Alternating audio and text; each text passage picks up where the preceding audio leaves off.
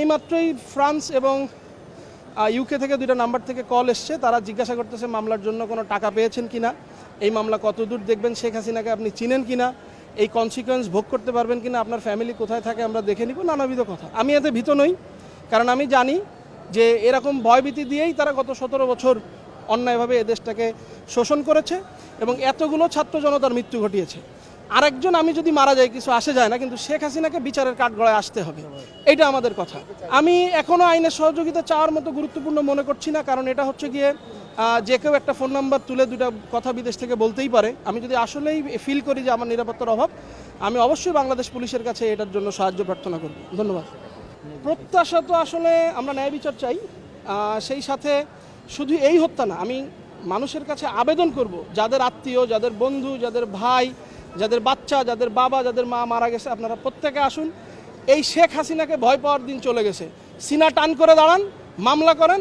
আমরা এই শেখ হাসিনা এবং তার রেজিমকে ন্যায় বিচারের মাধ্যমে যা তারা ঘটিয়েছে, সেই ঘটানোর যে বিচার, সেই বিচারের মুখোমুখি করতে চাই।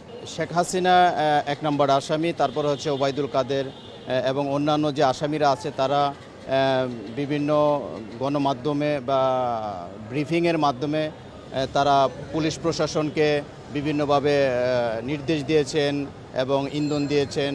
এই জন্য আমরা মামলাটা দায়ের করেছি তাদের বিরুদ্ধে। আর সেটা হচ্ছে পেনাল কোডের 302, 149 এবং 34 ধারায়।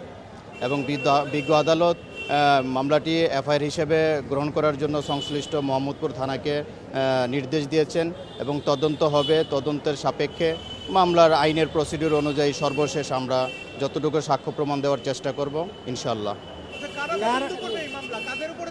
এটা ভারপ্রাপ্ত মোহাম্মদপুর থানার ওসি ভারপ্রাপ্ত কর্মকর্তাকে নির্দেশ দিয়েছেন।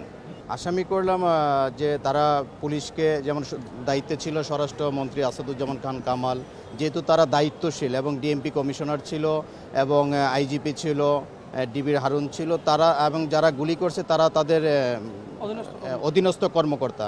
যেহেতু তারা গুলি করেছে, অবশ্যই আমরা সবাই ধরে নিতে পারি তাদের নির্দেশেই তারা গুলিটা করেছে এবং তারা প্রকাশ্য আপনারা দেখেছেন এবং এই দেশের মানুষও দেখেছে তারা বিভিন্নভাবে মিডিয়াতে তারা কিভাবে নির্দেশনা দিচ্ছে এবং তাদেরকে উৎসাহ দিচ্ছে। প্রত্যাশাটা আমরা ন্যায় বিচার, আমরা ন্যায় বিচার চাই এবং ন্যায় বিচার পাবো ইনশাল্লাহ। কারণ হচ্ছে এটা অসংখ্য ভিডিও চিত্র আপনারা দেখেছেন এবং এগুলো সম্পূর্ণ আছে কিভাবে পুলিশ নির্বিচারে গুলি করেছে।